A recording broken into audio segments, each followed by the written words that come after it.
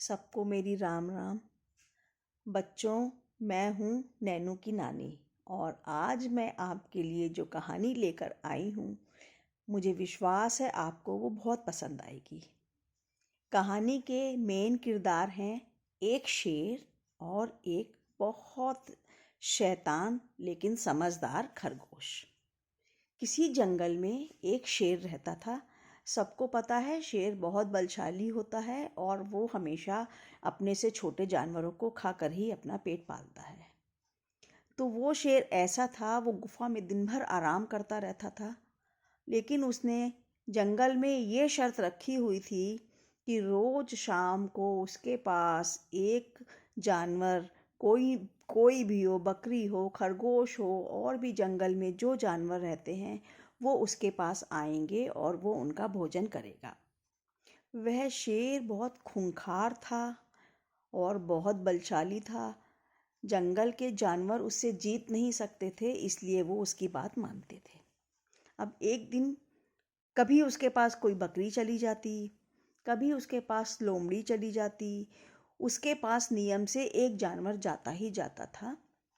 एक दिन क्या हुआ, एक बकरी के परिवार का छोटा सा बच्चा था, उसका नंबर था। अब वो बकरी की फैमिली वो रो रही है कि आज तो इसका नंबर है, इसको जाना पड़ेगा। बहुत परेशान हो रहे थे सब लोग। लेकिन क्या हुआ कि वहीं से एक खरगोश गुजर रहा था। तो खरगोश ने देखा उन सबको रोते हुए, तो वो बोला, आप लोग परेशान मत हो, आप आज इसको मत भेजो, अपने बच्चे को मत भेजो, आज मैं जाता हूँ। सब जानवर बोले, तुम तो इतने छोटे से हो, तुम उसका मुकाबला नहीं कर सकते हो। खरगोश बोला, तुम लोग डरो मत, आज मैं कुछ ऐसा करूँगा कि आज के बाद जंगल में से किसी भी जानवर को वहाँ जाने का चांस ही नहीं आएगा। आज मैं कुछ ना कुछ ऐसा ज़रूर करूँगा। अब सब जानवर बहुत डर गए, बोले तुम तो बहुत छोटे से हो, अगर उसने तुम्हें खा लिया तो, तुम्हें पकड़ लिया, तुम्हें मार दिया तो क्या होगा, और हमारे को बहुत दुख होगा कि भाई नंबर हमारा था, हमारी वजह से तुम्हारी जान चली गई। लेकिन खरगोश बोला कि आप लोग परेशान बिल्कुल भी मत होइए, आप लोग सब लोग आराम से अपने अपने घर में बैठिए और मैं जा रहा हूँ। अब सब लोग शांति से बैठ गए। वह खरगोश क्या करने लगा, जंगल में इधर उधर घूमने लगा। मतलब वो शेर के पास नहीं गया। उसने सोचा मैं थोड़ा देर से जाऊंगा, क्योंकि उसके दिमाग में कोई चाल आ गई थी। खरगोश इधर उधर घूमता रहा, इधर उधर मटकता रहा, टहलता रहा, और बहुत ज़्यादा देर करने के बाद उस शेर के पास पहुंचा। अब शेर तो उसको देखते ही एकदम से गुस्सा हो गया, खाने के लिए झपटा। तो वो बोला, आप मुझे खा लीजिए, लेकिन मैं क्या करूं, मुझे तो जंगल में एक आप से भी बलशाली शेर मिला और वो बोला इस जंगल का राजा तो मैं हूं। तो आपके लिए बोलने लगा कि आप तो इस जंगल के कुछ हो ही नहीं, मैं जंगल का राजा हूं। तो मैं डर गया, बड़ी मुश्किल से मैं जान बचाकर आपके पास भागकर आया हूं। लेकिन मैं क्या करूं, आप तो मुझे खा लेंगे, लेकिन वो जो जंगल का राजा शेर है वो हावी हो जाएगा और आपके बजाय वो राज करने लगेगा और वो सब जानवरों को खाने लगेगा। शेर ने सोचा, जंगल में एक और राजा, एक और शेर, ये तो मुझे नहीं पता था। अच्छा, खरगोश से बोला, चलो तुम मुझे दिखाओ वो शेर कहाँ है। अब खरगोश ने उसको बोला, जैसे जैसे मैं चलता जाऊं आप मेरे पीछे पीछे दबे पांव आते जाइए। मतलब खरगोश ने उस शेर को खूब डरा दिया और बोला, आप धीमे धीमे करके ना मेरे पीछे पीछे आता जाइए और मैं आपको बिल्कुल उसी जगह ले चलूंगा जहां पर वो वाला शेर बैठा हुआ है। शेर बोला, ठीक है। अब खरगोश तो चालाक था, कभी कूदे इधर कभी कूदे उधर, और ऐसे ऐसे शैतानी करते करते चलता गया चलता गया चलता गया, बहुत दूर चला गया और वहां पर जाकर एक कुएं के पास जाकर रुक गया और कुएं में झांक के बोला, अरे तुम कैसे राजा हो, जो असली राजा है उसको तो मैं लेकर आ रहा हूँ। और पीछे मुड़कर उस शेर से बोला, आप इसमें झांकिए, आप देखिए, इसमें है वो राजा। तो शेर बोला, अच्छा, अभी मैं उसका काम तमाम करता हूँ, अभी मैं देखता हूँ, मैं क्या किसी से डरता हूँ, मैं तो खुद ही इतना बलशाली हूँ। उस कुएं में थोड़ा सा पानी था दोस्तों, और अगर उसमें कोई झांकता था तो उसको उसमें उसकी परछाई दिखती थी। जब खरगोश शेर के पास जा रहा था तो उसने कुएं में झांका, खरगोश को अपनी परछाई दिखी। तो खरगोश के दिमाग में एक ट्रिक आ गई कि मैं उस वाले राजा शेर को बेवकूफ़ बनाऊंगा, और जब वो मेरे कहने से इसमें झांकेगा तो उसको शेर की परछाई दिखेगी, वो समझेगा ये दूसरा शेर है। ये उसकी ट्रिक काम आ गई। अब शेर ने उस कुएं में झांका।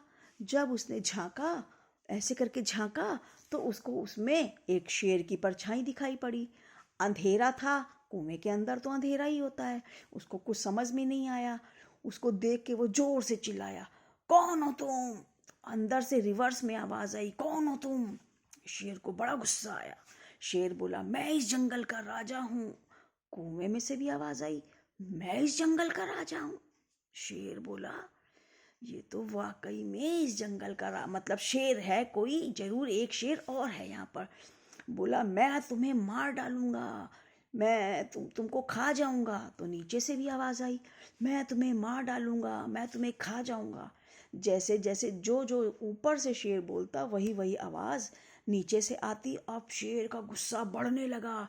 उसकी आवाज सुनकर सारे जंगल के जानवर पास में आ गए, चारों तरफ इकट्ठा हो गए, देखने लगे ये क्या हो रहा है। खरगोश ने उन सबको इशारा कर दिया कि सब चुप हो जाओ, अभी देखो, बस तुम लोग देखते रहो। अब शेर का गुस्सा बढ़ता जा रहा था। शेर ने काफ़ी देर तक बहस करी वो नीचे वाले शेर से, जबकि वो ये नहीं जान पा रहा था दोस्तों कि तो उसकी ही शैडो है, वो तो उसकी ही परछाई है। घमंड में और घमंड के नशे में आदमी एकदम पागल सा हो जाता है।